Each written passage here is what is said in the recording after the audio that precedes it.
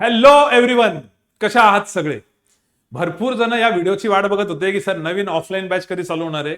तर पुढची जी offline batch आहे ती 15 जानेवारी 2026, 15 जानेवारी 2026 ला चालू होती. ठीक आहे सर, 15 जानेवारी 2026 ला बेसिक राहील का, पुढचे लेक्चर्स कसे राहतील, किती दिवस राहील, हे सगळं मी तुम्हाला हळूहळू सांगतो.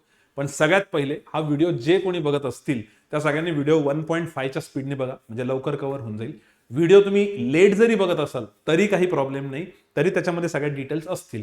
फक्त ऍडमिशन प्रोसेस आधी चालू झालेली असेल तर लेट बघितलं तर थोडी गडबड होऊ शकते. ठीक आहे, जेही पालक लोक हा व्हिडिओ बघत असतील त्यांना रिक्वेस्ट आहे की 1.5च्या स्पीडनी पण व्हिडिओ पूर्ण बघा, कुठलाच पॉईंट मिस करू नका.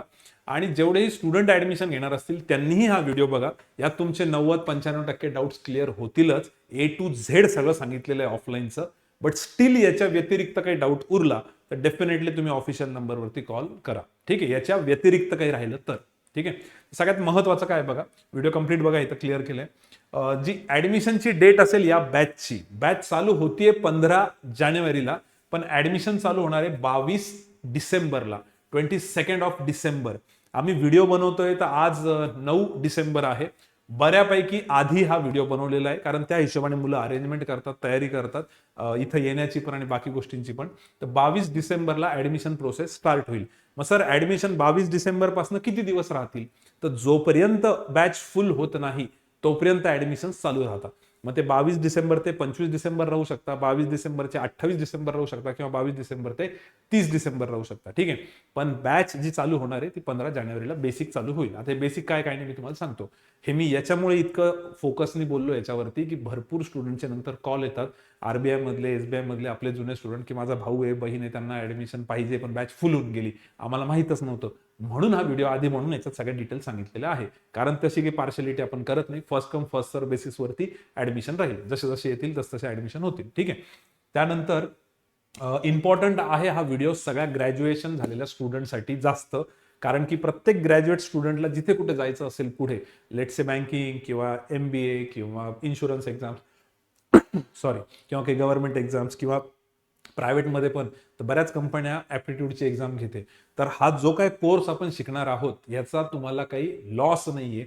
याचा असं नाही होणार की यार हा कोर्स करून काही फायदाच झाला नाही, किंवा हा कोर्स ॲज इन याचं काही सर्टिफिकेट नाहीये, पण हा जो काय अभ्यास आपण 4-5 महिने करणार आहे याचा अभ्यास वेस्ट गेला असं होणार नाही.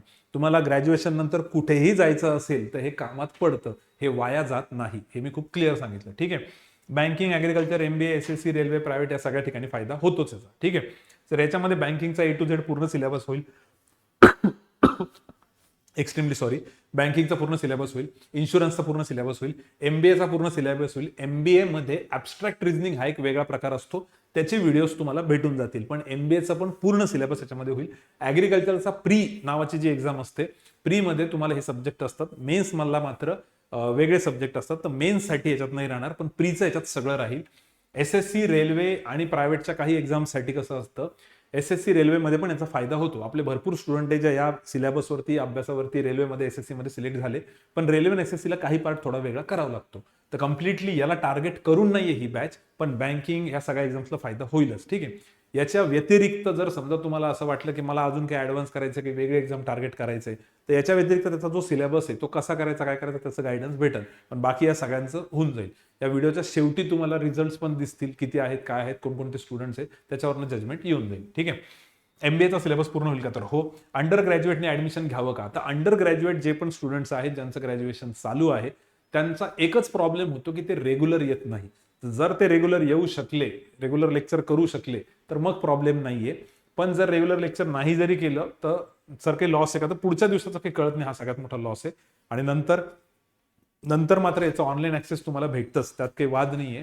पण कसं आहे, तुम्ही बॅच रेग्युलर केलेली जास्त बेटर आहे. ठीक आहे, ते जर तुमच्याकडे कुशन असलं की ते आम्हाला करायचंच आहे, मुलं सिरियसली करत नाही. बऱ्याच मुलांच्या कंप्लेंट्स आहे की सर ऑनलाईन ऍक्सेस आपण कसं देतो, सगळ्यात शेवटी देतो बॅच संपल्यानंतर. म्हणजे त्याच्यामुळे ते थोडंसं प्रेशरमध्ये अभ्यास करतात की हे 4-5 महिने वाया नाही जात. ते खूप गरजेचं आहे. असं नाही आहे की ज्या त्या दिवशीचा व्हिडिओ त्या त्या दिवशीच भेटेल, नाही. त्याच्याने तुम्ही इझी गोईंग होऊन जातात, थोडे ढिल्ले पडतात, प्रिपरेशन थोडं स्लो होऊन जातं, ती एनर्जी राहत नाही आणि ते वातावरणही खराब होऊन जातं. त्याच्यामुळे ऑनलाईन ऍक्सेस तुम्हाला सगळ्यात शेवटी भेटतं बॅच झाल्यानंतर.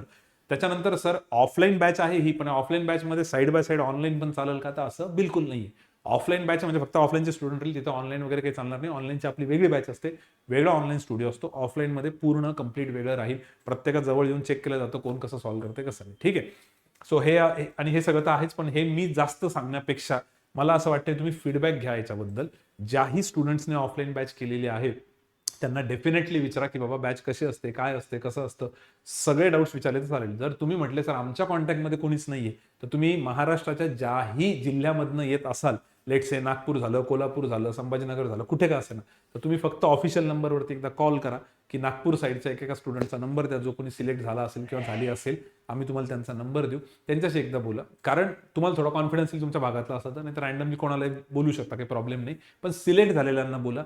या व्हिडिओच्या शेवटी तुम्हाला काही रिझल्ट्स दिसतील, त्याच्यावरनं तुम्हाला अंदाज येईल एसबीआय वाल्याशी बोलायचे, आरबीआय वाल्याशी, तर ते त्यांनी थोडासा पिक्चर क्लिअर होईल. मला असं स्ट्रॉंगली वाटतं की तुम्ही एकदा फीडबॅक घ्या, सगळ्या गोष्टी क्लिअर करा आणि त्यानंतरच ऍडमिशन घ्या. सिलेक्टेड स्टुडंटशीच बोला. तर बेसिक इंग्लिशची बॅच, सर आता हे काय आहे ते सांगा. तर बॅचचे ऍडमिशन्स आपले चालू होत आहे 22 डिसेंबरला. बॅच चालू होतीये 15 जानेवारीला. तर ऑफलाईनमध्ये एक 15-20 दिवस आम्ही पहिले बेसिक इंग्लिशचं शिकवतो. याच्यासाठी मॅक्झिमम क्राऊड आपला ग्रामीण भागातला असतो, त्याच्यामुळे कधी कधी असा प्रॉब्लेम होतो, इंग्लिशला थोडं घाबरतात. तर त्याचा थोडासा बेस पक्का होण्यासाठी तुमच्याकडनं एक्स्ट्राची पहिले मेहनत केल्या जाईल. जर तुम्ही म्हटलं की सर माझं इंग्लिश खूप चांगलं आहे, तरी पण तुम्ही लेक्चर्स करा. कारण जर चांगलं असेल तर तुम्ही ऍडिशनल अजून काय करू शकतात बघू. कारण पुढे गेल्यानंतर मॅथ्स रिजनिंगचा सिलेबस वास्ट असतो, त्यावेळेस इंग्लिशला तितका वेळ भेटेल का थोडा डाऊट राहतो. त्यामुळे पण इंग्लिश आधी स्टार्ट झालेलं असतं. तर हे 15 जानेवारीपासून एक 15 दिवस चालेल, म्हणजे 2 फेब्रुवारीपासून तुमची कोर डिटेलमध्ये बॅच चालू होऊन जाईल. याचा अर्थ पहिले 15 दिवस आम्ही बॅच नाही करणार, डायरेक्ट येऊ का, असं नका करू. तुम्ही येऊन बघा, तुम्हाला लक्षात येऊन जाईल की तुमच्यासाठी काय बेटर आहे. म्हणजे सगळेजण एका प्लॅटफॉर्मवर राहतील, कॉन्फिडन्स मुलांमध्ये राहील, मुलं घाबरणार नाही. ठीक आहे. मग सर आता आमचं रूमचं वगैरे आम्ही कसं करायचं यासाठी पण बरेच जण फोन करता. तर ज्यावेळेस तुम्ही ऍडमिशनला येत आहे, तुम्ही त्याच वेळेस जर 2-3 तास काढून क्लासच्या आजूबाजूला चेक केलं तर तुम्हाला रूम भेटून जाईल. क्लासचा जो एरिया आहे तो हार्ट ऑफ द सिटी आपण सध्या पूर्ण इथंच आहे. याच्या आजूबाजूला भरपूर मेस आहेत, भरपूर रूम्स आहेत, भरपूर हॉस्टेल्स आहेत, बऱ्याचशा गोष्टी आहेत. तुम्हाला कसं पटतं कसं नाही तुम्ही बघू शकता, चेक करू शकता. पण संभाजीनगरमध्ये कॉम्पिटिटिव्ह एक्झामचं प्रिपरेशन करायचं असेल तर आपला क्लास जिथे आहे तिथंच या सगळ्या गोष्टी आहेत. त्यामुळे तुम्हाला त्याचा प्रॉब्लेम राहणार नाही. तर भरपूर पालक लोक यासाठी फोन करतात की सर आम्ही कसं करू. मला वाटतं ज्या दिवशी तुम्ही ऍडमिशनला येत आहे त्या दिवशीच रूम चेक करा, मेस चेक करून घ्या, थोडंसं जजमेंट येईल. मेसचं एवढं काही नाही, आल्यानंतर पण चेक होऊन जाते, 1-2 दिवस तुम्ही ट्रायल करू शकता. पण रूमचं वगैरे क्लिअर करा. मग रूम तुम्ही 15 जानेवारीपासून केली तरी चालेल. ठीक आहे. बरं सर आता या बॅचमध्ये नेमकं काय काय राहील, तर आमच्या खूप साऱ्या ऍक्टिव्हिटीज असतात. या ऍक्टिव्हिटीज बद्दल मी थोड्या वेळात सांगतो, पहिले आपण बाकीचं बघून घेऊ. हे बघा, बॅच जी आहे त्या बॅचचं नाव आहे D1 offline batch. D1 offline batch हे बॅचचं नाव आहे. बॅच 2 फेब्रुवारीपासून मग मॅथ्स, लॉजिक, इंग्लिश सगळे सब्जेक्ट चालू होतील. पण पहिले बेसिक असतं पूर्ण, ते बेसिकही गरजेचं आहे. मी परत परत रिपीट केलं. 4 तासांच्या आसपास बॅच चालेल आपली.